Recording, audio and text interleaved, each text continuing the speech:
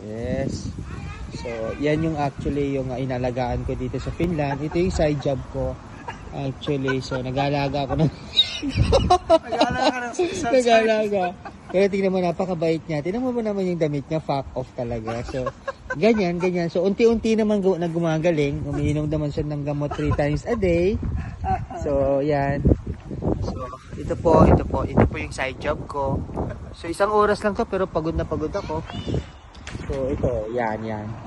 So, yan, hindi mo pa, yan. Kumusta? So, yan po.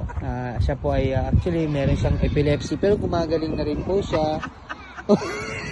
Tingnan mo yung tawa niya, oh. Tingnan mo, so, actually, kailangan na niyang uminom na gamot kasi baka hindi niya mapigaw. Tingnan mo yan, oh. So, andito, tingnan mo yung mga bata, hindi nakagamit ng laruan kasi nananakit nga siya. So, dumidistansya yung mga bata. So, yan. Oh.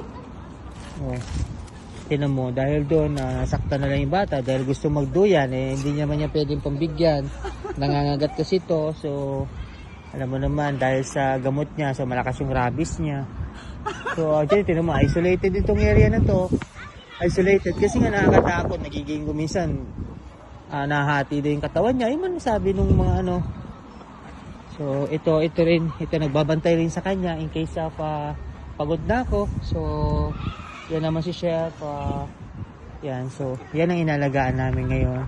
Tingnan mo ba naman ang itsura. So, hindi yan nakainom ng gamot ngayon. So,